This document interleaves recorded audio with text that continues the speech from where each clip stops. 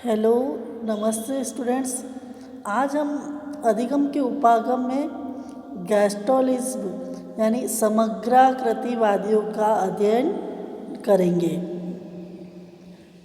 गेस्टोल्ड संप्रदाय की स्थापना जर्मनी में मैक्स वर्दिमर द्वारा सन 1921 में की गई थी। इस संप्रदाय के विकास में कॉफका और कोहलर का योगदान उल्लेखनीय है। जो समग्रतावाद है, जो गेस्टोलिज्म है,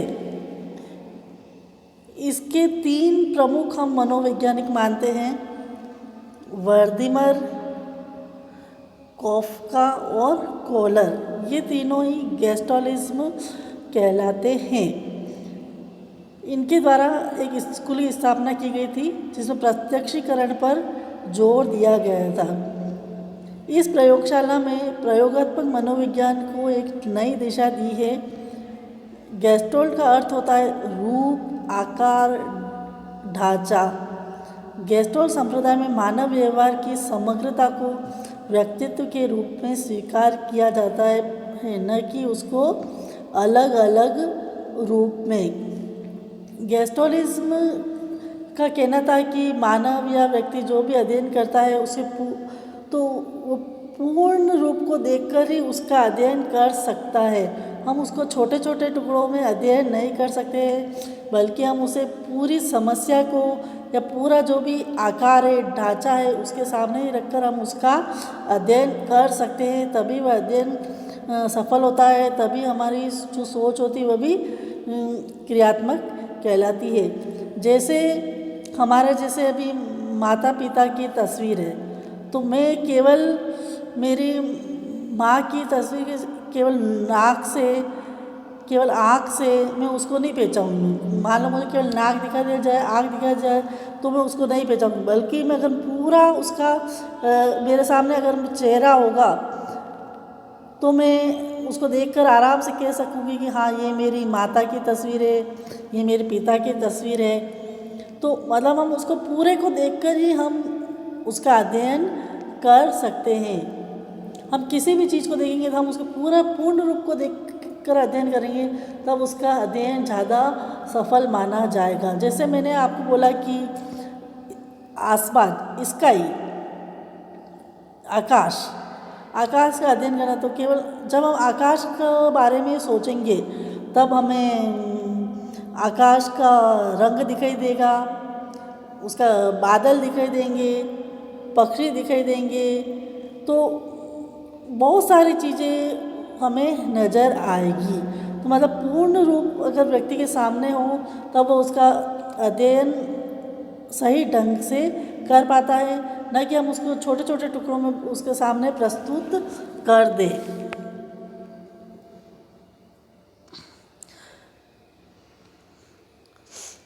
प्रत्यक्षीकरण के अतिरिक्त सीखना, चिंतन, स्मृति के अध्ययन में भी समग्रतावादियों का योगदान महत्वपूर्ण होता है। प्रत्यक्षीकरण मतलब हमारे सामने या बच्चों के सामने समस्या को रखना। जो गेस्टोलिज्म थे उनका मानना था कि हम बालक के सामने या व्यक्ति के सामने कोई भी हम समस्या रख देंगे, तब बालक उसका अपनी सूझ से, अपनी कल्पना शक्ति से उस समस्या का समाधान आसानी से निकाल पाएगा। तो इसे उन्होंने कई प्रयोगों के द्वारा भी सिद्ध किया है। इन्होंने कई पशुओं पर, मनुष्यों पर अध्ययन किया गया है। इसमें जो कोहलर का जो है, उन्होंने सुल्तान नामक चिंपैंजी पर प्रयोग जो किया था वो अधिक प्रसिद्ध हुआ है। तो इनका कहना था कि अगर हम बालक के सामने, व्यक्ति के सामने अगर हम पूरी समस्या को पूर्ण रूप से ही प्रस्तुत कर दें तो बालक सीखने में अधिक सफल हो सकेगा। और उन्होंने जो प्रत्यक्षीकरण के अतिरिक्त चिंतन और स्मृति को भी महत्वपूर्ण बताया। ये चिंतन हम जैसे हम बालकों में सृजनात्मक चिंतन हो, मूर्त चिंतन हो, अमूर्त चिंतन हो, अपसारी चिंतन हो, अभिसारी चिंतन हो, ये सभी चिंतन हम कल्पना शक्ति के माध्यम से कर सकते हैं और स्मृति के माध्यम मेमोरी के माध्यम से हम दोनों को कर सकते हैं। उन्होंने चिंतन के 3 प्रकारों का वर्णन किया है। ए, बी और वाई प्रकार के चिंतन का अध्ययन किया है। बालक के सामने हमने समस्या प्रस्तुत कर दी, फिर वो उस पर चिंतन करेगा और अपनी मेमोरी में उसको लाएगा, तभी उसका सीखना सफल माना जाएगा। तो कॉलर का ये कहना है कि हम बालक को हर समय उसे अपने जो विषय हैं या जीवन से संबंधित है तो उसके सामने उसकी एक समस्या के रूप में प्रस्तुत करें, जिससे बालक का मस्तिष्क उद्वेलन भी होगा और उसकी कल्पना शक्ति का भी विकास होगा। इसका प्रयोग इन्होंने वो चिंपैंजी सुनते नामक चिंपैंजी पर करके सिद्ध कर दिया था।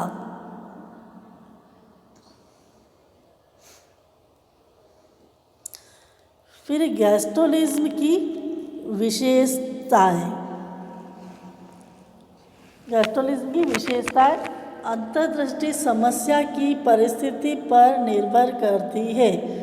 हम बालक के सामने समस्या रखेंगे तभी बालक की कल्पना शक्ति बढ़ेगी और बालक उसमें समस्या के प्रति गंभीर होगा और वह उसे सोचेगा। सूझ में बुद्धि से काम लेना पड़ता है। मतलब गैस्ट्रोलिज्म का कहना है कि हम बालक कोई भी कल्पना करेगा, उसे विचार करेगा, सोचेगा, चिंतन मनन करेगा तो उसकी बुद्धि का भी विकास होगा। अंतर्दृष्टि अनुभव के साथ बढ़ती है। बालक के सामने जितनी समस्या आएगी और उसको अपनी कल्पना शक्ति के द्वारा उसे हल करेगा तो उसके अनुभव भी बढ़ेंगे और वो अपनी समस्या को आगे सहज ही हल करता जाएगा। जब तक समस्या का पूर्ण रूप से प्रत्यक्षीकरण नहीं होता है, अंतर्दृष्टि संभव नहीं होती है। कहने का तात्पर्य है कि जब तक बालक के सामने हम पूरी समस्या को प्रस्तुत नहीं करेंगे तो बालक की सोच विकसित नहीं हो सकती है। एक बार अंतर्दृष्टि द्वारा समस्या का समाधान होने पर उसकी पुनरावृत्ति सरल हो जाती है। कॉलर का मानना था कि अगर एक बार बालक में इस प्रवृत्ति का विकास हो गया, उसकी कल्पनाशीलता का विकास हो गया, उसकी सृजनात्मकता का विकास हो गया, तब उसे नेक्स्ट टाइम इतनी दिक्कतों का सामना नहीं करना पड़ेगा और वह अपनी समस्या का समाधान कर लेगा। अंतर्दृष्टि द्वारा समस्या का समाधान हो जाने पर भविष्य में हम इसे नवीन परिस्थितियों पर भी लागू कर सकते हैं। अंतर्दृष्टि में पूर्व अनुभव सहायक होते हैं। जैसे हम बालक के सामने कोई समस्या प्रस्तुत कर रहे हैं तो वो उसके पूर्व अनुभव के बारे में भी सोचेगा कि मैंने कभी इस समस्या का सामना किया है या नहीं। अगर किया है तो वह उस समस्या को आसानी से हल कर पाएगा। और अंतर्दृष्टि द्वारा सीखना स्थायी एवं स्पष्ट होता है। मतलब बालक के सामने हमने समस्या रखी, उसने उस पर सोचा तो वो जो ज्ञान मिला, उसे जो नॉलेज मिला वो उसके मस्तिष्क में अधिक समय तक, या हम कह सकते हैं कि जीवन पर्यंत तक भी उसके मस्तिष्क में वह रह सकता है। तो गैस्ट्रोलिज्म का यही मानना था कि हम बालक के सामने चाहे कोई सा भी विषय हो, उसके सामने हम समस्या प्रस्तुत करें उस टॉपिक की और उस समस्या बालक को दे, तब वह बालक अवश्य ही उसे अधिक समय तक हल कर पाएगा और अपने मस्तिष्क में स्थिर रख पाएगा। हम जैसे गणित के सवाल दे दें बालक को, प्रॉब्लम सॉल्विंग मेथड के माध्यम से वो हल करें, विज्ञान के कोई कार्य है जैसे पर्यावरण प्रदूषण है, तो हिंदी है, हिंदी में जो भाषा का है उस पे आने वाली समस्याओं को हम बालक के सामने रख कर प्रस्तुत करें और बालक अगर अपनी कल्पनाशीलता के माध्यम से, अपनी सूझ की माध्यम से उनका समाधान करता है, तब हम निश्चय ही कह सकते हैं कि बालक में उसकी सूझ का विकास हुआ है। सूझ द्वारा सीखने में हम संपूर्ण परिस्थिति को एक साथ देखते हैं और उसे एक इकाई के रूप में समझते हैं।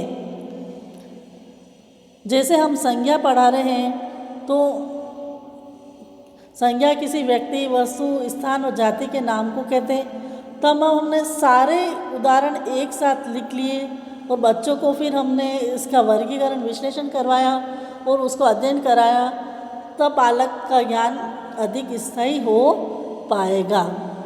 सीखना उसी सीमा तक प्रभावशाली होता है जहाँ तक कि व्यक्ति आवश्यक साधन तथा साथी के संबंधों का प्रत्यक्षीकरण करता है। सीखने की स्थिति में सूझ का तात्पर्य यही होता है कि व्यक्ति स्थिति को संपूर्ण रूप से समझने के योग्य हो। सूझ वहीं पर कार्य करती है जहाँ पर समस्या का प्रत्यक्षीकरण होता है। जहाँ पर समस्या हमें सामने दिखाई दे रही है, तब हम अपनी सूझ का प्रयोग कर सकते हैं। तो गेस्टोलिज्मवादी का यही कहना था कि हम एक शिक्षक को कक्षा में विभिन्न प्रकार की समस्याएं प्रस्तुत करनी चाहिए और उसे अध्ययन कराना चाहिए, तभी बालक उसे अधिक सीख पाएगा।